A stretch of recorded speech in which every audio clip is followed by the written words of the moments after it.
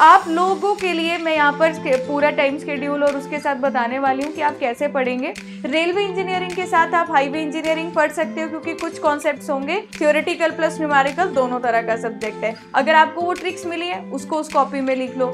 आप भी पहले 1 महीने में उसे कंप्लीट करो जो पेंडिंग है, नेक्स्ट 1 महीने में आप लोग मॉक टेस्ट दो। Okay, hello everyone, welcome to Engineers वाला। मेरा नाम है सिमरन कपूर और आज के इस सेशन में हम लोग बात करने वाले हैं जेके एसएसबी जेईई एग्जाम के रिगार्डिंग। जैसा आप लोग जानते हैं कि अप्रॉक्सीमेट हमारे पास 2 महीने बचे हैं, तो इन 2 महीनों को कैसे बेस्ट यूटिलाइज किया जा सकता है, किस तरीके से हम लोग रिवीजन करें, कौन से सब्जेक्ट्स को हम लोग पहले पढ़ें कि हमें बेस्ट रिजल्ट मिल सके इन 2 महीने में, तो आज उसके बारे में हम डिस्कशन करेंगे। और यहाँ पर सबसे जरूरी और इंपॉर्टेंट बात है, अगर मैं 2023 के पेपर का एनालिसिस करूं तो आप लोगों के एग्जाम में हर तरह के क्वेश्चंस आते हैं, जिसमें डायरेक्ट थ्योरी क्वेश्चंस भी होते हैं, आपके match the following type questions भी हैं, आपके न्यूमेरिकल बेस्ड क्वेश्चंस भी हैं और स्टेटमेंट टाइप क्वेश्चंस भी हैं। तो देखिएगा, अब यहाँ पर 120 मिनट है, 120 ही क्वेश्चंस है, एक क्वेश्चन को सॉल्व करने का मिलता है आप लोगों को 1 मिनट। अब अगर 2023 का पेपर देखें ना, तो टोटल 120 क्वेश्चंस में से आपके 32 क्वेश्चंस थे जो न्यूमेरिकल्स थे। इसके अलावा बाकी सारे कॉन्सेप्ट्स जो आपके थ्योरेटिकल क्वेश्चंस रहे हैं।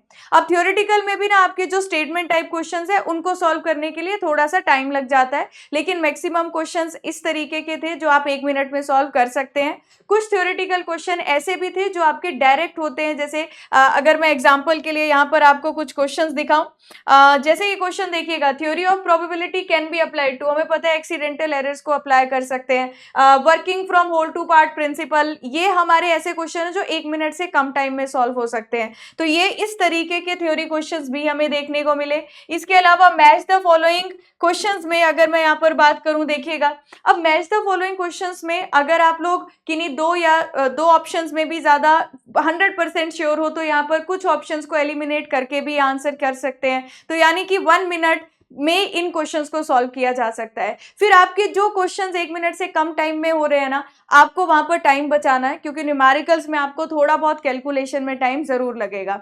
तो देखिएगा, ये कुछ क्वेश्चंस मैं यहाँ पर आपको लेकर आई हूँ एग्जाम्पल के लिए। देखोगे जैसे ये वाला एक क्वेश्चन है, ये न्यूमेरिकल है। अब पहले आपको न्यूमेरिकल को समझना है। कुछ न्यूमेरिकल्स ऐसे भी आए थे जिसमें आपको डायग्राम गिवन था और उसके बाद आपको क्वेश्चन सॉल्व करना था, डायग्राम में डाटा मेंशन था, तो उसको समझने में भी टाइम लगता है, वो 1 मिनट से ज्यादा टाइम आपका ले जाएंगे। तो आपको टाइम को थोड़ा सा अच्छे से मैनेज करके चलना है, उसके बारे में हम इस वीडियो में लास्ट में बात करेंगे। मैच द फॉलोइंग में कई तो बिल्कुल सिंपल ही क्वेश्चन थे और कुछ आपको इस तरीके के न्यूमेरिकल्स मिलेंगे। जैसे एक एग्जांपल है, ये रेलवे का क्वेश्चन है, आपने स्लीपर डेंसिटी से रिलेटेड क्वेश्चंस को जरूर पढ़ा होगा अगर आपने इस सब्जेक्ट को किया है, पर इसमें भी सॉल्व करने के लिए, इसका आंसर निकालने के लिए आपको कभी 1 मिनट या कभी 1 मिनट से कम भी लग सकता है। तो बेसिकली यहाँ पर हर तरह के क्वेश्चन आपके एग्जाम में आते हैं। अब मैं आपको बताऊं, अगर आप लोग 2 महीने के लिए अगर अभी तैयारी कर रहे हो, कोई ऐसा स्टूडेंट है जो आज से ही तैयारी शुरू करना चाह रहा है, यानी कि 1 जून से पढ़ना चाह रहा है और बोल रहा है कि जेके एसएसबी फर्स्ट टाइम में मैं अटेम्प्ट करके पहली बार में निकल जाए, तो ये तो मैं बोलूंगी किस्मत की बात हो सकती है।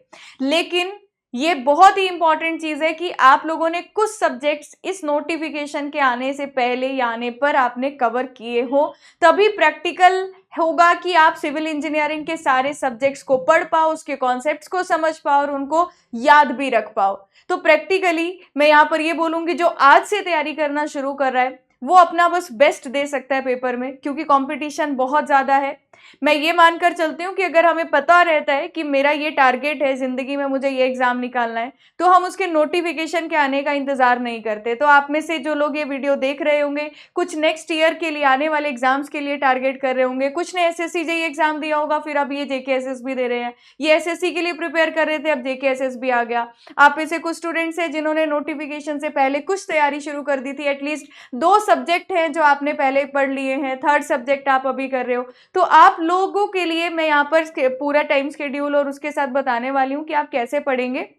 लेकिन जो कोई ऐसा है जिसने बिल्कुल अच्छे से अभी तक तैयारी नहीं शुरू की है, सिलेबस का भी नहीं पता है और कॉलेज में भी सब्जेक्ट अच्छे से नहीं पढ़े हैं तो देखिएगा थोड़ा सा मुश्किल है, बट आप अपना एक ट्राई दे सकते हो, अपना एक बेस्ट दे सकते हो। तो चलिए सबसे पहले मैं यहाँ पर बात करती हूँ। आप लोगों के ऑफिशियल सिलेबस में मेंशन है कि आपका किस सब्जेक्ट का वेटेज कितना रहने वाला है। तो अप्रॉक्सीमेट आप अगर यहाँ पर देखेंगे ना तो आपका सीपीएम पार्ट है 15 मार्क्स मेंशन है, आपका railway engineering 10, highway engineering 10, surveying 10, आपका फ्लूइड मैकेनिक्स 15, आरसीसी 15, तो 10 और 15 मार्क्स का वेटेज पहले से असाइन किया गया है। अब हमें जब इन सब्जेक्ट्स को पढ़ना है, हमें सबसे पहले स्मार्टली ये देखना है कि छोटे सब्जेक्ट्स कौन से हैं जिसमें थोड़े कम कॉन्सेप्ट है और मेरे पास ज्यादा नंबर वहां पर कैरी हो रहे हैं। तो अगर मैं यहाँ पर बात करूं, एक सीपीएम पार्ट एक ऐसा सब्जेक्ट है, इस सब्जेक्ट को थोड़ा कम टाइम में कवर किया जा सकता है। तो अगर आप अभी तैयारी शुरू कर रहे हो या किसी ने अभी तक कुछ सब्जेक्ट्स कवर किए हैं लेकिन कुछ सब्जेक्ट्स नहीं पढ़े हैं, तो मैं आपको क्या बोलूंगी, सबसे पहले आप उन सब्जेक्ट से स्टार्ट करिए जिनका वेटेज भी ज्यादा है, जिसमें कॉन्सेप्ट्स पढ़ने के लिए थोड़े से कम है। तो आप लोगों को कहीं ना कहीं पहले के 1 महीने में अगर ये सब्जेक्ट्स कवर कर लेते हो ना तो आपको एक कॉन्फिडेंस आ जाएगा कि हाँ हमारे ये सब्जेक्ट्स कंप्लीट हो चुके हैं, तो इतना वेटेज हमारा कवर हो चुका है।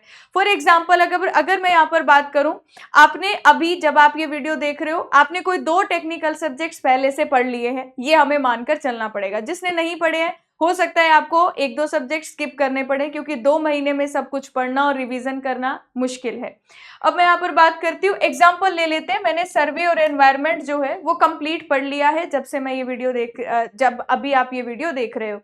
तो आपको सबसे पहले क्या करना है, सीपीएम पार्ट 15 मार्क्स कैरी कर रहा है, अब सीपीएम पार्ट 15 नंबर कैरी कर रहा है, पहले आप इस सब्जेक्ट को करो। सीपीएम और रेलवे इंजीनियरिंग में बहुत ज्यादा चीजें नहीं है जो आपको पढ़नी होंगी, हाँ कुछ डाटा है जो याद रखना पड़ेगा, लेकिन जो मैक्सिमम क्वेश्चंस आ रखे हैं, अगर आप जेकेएसएसबी के पीवाईक्यूज को देखोगे तो उसी टाइप के क्वेश्चंस है जैसे स्टेट ए में आते हैं, जैसे आप लोगों के बाकी के स्टेट एग्जाम में आते हैं, बहुत अलग नहीं आए हैं। तो आप रेलवे इंजीनियरिंग और सीपीएम पार्ट वाले सब्जेक्ट को पहले इसलिए रख सकते हो, सिलेबस कम है, कॉन्सेप्ट इतने ज्यादा नहीं है, इनको पढ़ लो। तो यहाँ से 15 + 10 आपको हो जाएगा कि चल 25 नंबर का हमने कंटेंट कवर कर लिया है।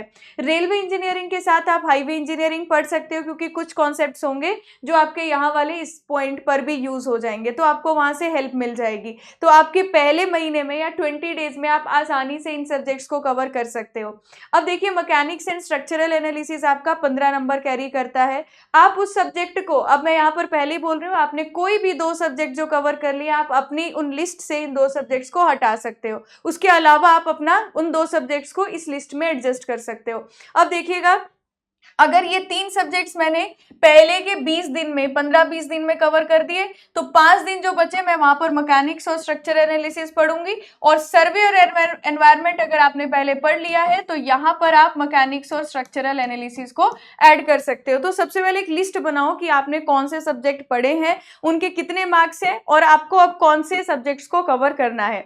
अब अगर मैंने पहले के 15-20 दिन में ये चीजें पढ़ ली, उसके बाद मैं रख रही हूँ एक छोटा सब्जेक्ट इरिगेशन, थ्योरेटिकल है, चीजें जल्दी समझ में आ जाती हैं। फिर आपको एक आरसीसी और एफएम है, दोनों 15-15 मार्क्स कैरी कर रहे हैं, तो आपको नेक्स्ट 20 दिन का टारगेट बनाना है। एक दिन में आपको 3 टेक्निकल सब्जेक्ट जरूर पढ़ने पड़ेंगे। अब पेपर निकालना है तो देखो टाइम तो देना पड़ेगा, एक दिन में 3 टेक्निकल सब्जेक्ट पढ़ो, एक आसान रखो और बाकी उसके साथ 2 और टेक्निकल, अगर एक पहले से कोई पढ़ रखा है, कॉलेज में अच्छे से पढ़ रखा है, वो सब्जेक्ट के साथ भी यहाँ पर बैलेंस कर सकते हो कि एक इजी सब्जेक्ट है, एक न्यूमेरिकल सब्जेक्ट है, एक आपका थोड़ा थ्योरेटिकल प्लस न्यूमेरिकल दोनों तरह का सब्जेक्ट है। बट स्टार्ट वहां से करो जिसमें सिलेबस कम है और आपके मार्क्स जल्दी कवर हो जाए। तो उसके लिए मैं आपको गाइड करूंगी, आप सीपीएम पार्ट, रेलवे, हाईवे इनको पढ़ लीजिए। अगर आपने सर्वे पहले पढ़ लिया है आप सर्वे को भी पढ़ सकते हो, वो भी एक सिंपल सब्जेक्ट है, यानी कि इतना ज्यादा चीजें नहीं है उसमें जो याद रखनी है, एक बार पढ़ोगे तो आपको आसानी से उसका क्वेश्चन जो है आप वो सॉल्व कर पाओगे।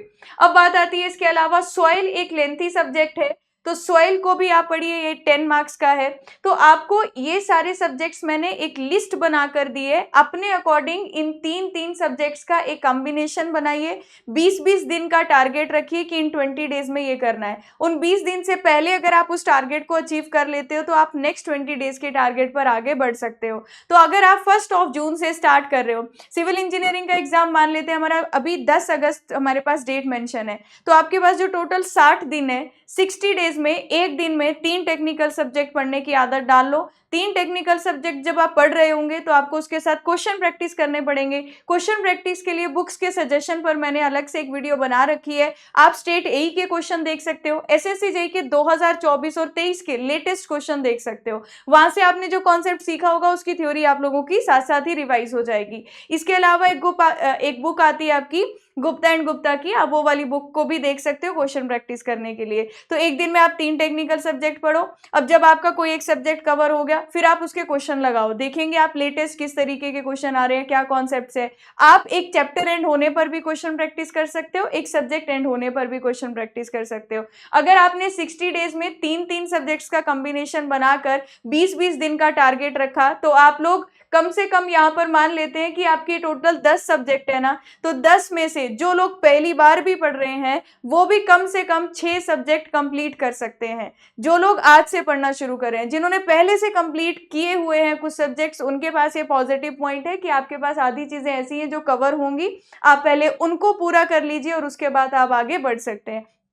अब क्या करना है, जो लास्ट के 10 दिन है, अगस्त के महीने में कुछ भी नया नहीं पढ़ना है। अब आपने जितनी चीजें पढ़ ली होंगी, एक चीज की आदत डाल लो, जब आप कोई टॉपिक पढ़ते हो उस टॉपिक को या एक सब्जेक्ट को पढ़ते हो या एक चैप्टर को पढ़ते हो, उस चैप्टर में कुछ इंपॉर्टेंट चीजें आती हैं, कुछ फॉर्मूलाज आते हैं, कुछ ऐसी चीजें आती हैं जो हमें लगता है कि ये तो बार बार पढ़नी पड़ेंगी, पेपर में जाने से पहले एक बार देखनी पड़ेंगी। एक कॉपी लगाओ, उस कॉपी में एक काम करो, उसको अलग अलग सेक्शंस में डिवाइड कर लो। जैसे मैंने सबसे पहले एक सॉइल का सेक्शन बना लिया, एक एनवायरनमेंट का, एक सर्वे का। अब उस सेक्शन में मुझे क्या लिखना है, वो फॉर्मूलाज जो मुझे याद नहीं होते, वो फॉर्मूलाज जो पेपर में जाने से पहले देखने पड़ेंगे, शायद हम भूल जाएं, हमें और ज्यादा रिवीजन की जरूरत है। तीसरा, जब मैं क्वेश्चन प्रैक्टिस करूंगी ना तो कुछ क्वेश्चंस ऐसे मिलेंगे जिसमें कोई ट्रिक्स यूज होंगी। अगर आपको वो ट्रिक्स मिली है उसको उस कॉपी में लिख लो। कोई क्वेश्चन प्रैक्टिस करते हुए एक अलग क्वेश्चन मिला है कि एक बार पहले देखना चाहिए पेपर से पहले, चाहे वो जेके एसएसबी का कोई पीवाईक्यू हो, आप उसको उस कॉपी में लिख लो। तो एक कॉपी आपकी तैयार होगी जिसमें हमें पता रहेगा ये फॉर्मूलाज वो हैं जो मुझे याद नहीं होते, इनकी रिवीजन की जरूरत है। क्वेश्चंस आपके, ट्रिक्स, वो सब एक जगह पर रहेगी। तो लास्ट के जो 10 दिन है उसमें मुझे सिर्फ रिवीजन करना रहेगा। तो रिवीजन के टाइम आपकी ये नोटबुक जो है वो काम आएगी। रिवीजन करना जब आपके पास लास्ट के 10 डेज है, क्योंकि नया कुछ नहीं पढ़ना है, तो आपने इन 2 महीने में जो पढ़ा होगा, अब पूरा डिटेल में थ्योरी तो हम लोग रिवाइज नहीं कर सकते, तो इन 2 महीने में जो आपने पढ़ा होगा उसकी जो आपने समरी बनाई होगी, चाहे 1 या 2 नोटबुक में, आपको उस समरी को रिवाइज करना है उन लास्ट के 10 डेज में। और उन लास्ट के 10 डेज में आप कुछ मॉक टेस्ट दे सकते हो, लास्ट के 5 डेज में दे सकते हो। मान लो आपने कोई 2 या 3 फुल लेंथ मॉक टेस्ट दिए, उससे आपको बस इस बात का एक आइडिया मिल जाएगा कि टाइम को कैसे मैनेज करना है, क्योंकि टाइम मैनेजमेंट भी बहुत ज्यादा इंपॉर्टेंट है। तो आप सबसे पहले अपने सिलेबस कंप्लीशन पर ध्यान दीजिएगा। जैसे जैसे सिलेबस कंप्लीट होता जाता है, सब्जेक्ट कंप्लीट होते जाते हैं, आप उनके क्वेश्चन लगाओ। आप स्टेट एई के गुप्ता एंड गुप्ता से क्वेश्चन लगा सकते हो। आप लिमिटेड ही क्वेश्चन अभी प्रैक्टिस कर पाओगे। अब मैं इतने सारे रिसोर्सेज बताऊं तो इस टाइम पर 2 महीने में सिलेबस भी खत्म करना है, क्वेश्चन भी लगाने हैं, तो वो थोड़ा मुश्किल है। आप में से जिन भी स्टूडेंट्स का ऑलरेडी सिलेबस कंप्लीट हो चुका है, अगर आपको सिर्फ अभी क्वेश्चन प्रैक्टिस करने हैं तो आप गुप्ता की बुक लगा सकते हो, और उसके अलावा आप मॉक टेस्ट देने लग जाओ। जिनका सिलेबस ऑलरेडी अभी तक कंप्लीट है, 50% सिलेबस कंप्लीट है, तो आप मॉक टेस्ट देने लग जाओ और उन मॉक टेस्ट में टाइम को मैनेज करने लग जाओ। तो अभी 2 तरह के आप लोग स्टूडेंट्स होंगे, तो आपको अपने अकॉर्डिंग देखना है। जो अभी सिलेबस जिसने नहीं कंप्लीट किया है, पहले सिलेबस कंप्लीशन पर ध्यान दो। जिनका मैक्सिमम सिलेबस कंप्लीट है, आप भी पहले 1 महीने में उसे कंप्लीट करो जो पेंडिंग है, नेक्स्ट 1 महीने में आप लोग मॉक टेस्ट दो। ओके, अब देखिए लास्ट के जो 10 दिन बचते हैं इसमें आपको रिवीजन करनी है और क्वेश्चन प्रैक्टिस। रिवीजन करने के लिए जो आप एक नोटबुक बनाओगे जिसमें आपने सारे इंपॉर्टेंट फॉर्मूलाज वगैरह लिखे होंगे, आपको बस उनको देखना है। देखिए 2 महीने पूरे डेडिकेट होकर आपको देने पड़ेंगे, मतलब 2 महीने में आपको इस एग्जाम के अलावा और कुछ नहीं दिखना चाहिए सामने, तब आप यहाँ पर अच्छा स्कोर कर सकते हो।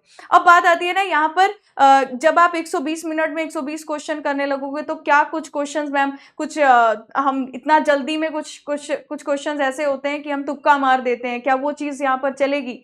तो मैं आपको बता दूं, जेके एसएसबी का कट ऑफ बहुत ज़्यादा रहता है। और अगर हम 2023 की भी यहाँ पर बात करें और कट ऑफ के बारे में अगर यहाँ पर एक बार देखें, तो जो सिविल इंजीनियरिंग ब्रांच है, 120 में से जो आपका ओपन मेरिट की कट ऑफ थी वो 87 गई थी। और देखो यहाँ पर अगर आप गलत करते हो ना आंसर, तो उसके साथ नेगेटिव मार्किंग भी है, तो नेगेटिव मार्किंग के साथ ये कट ऑफ है। और टॉपर्स के जो नंबर है वो 100 से ऊपर रहते हैं। तो आप खुद समझ जाओ कि कितना कंपटीशन है।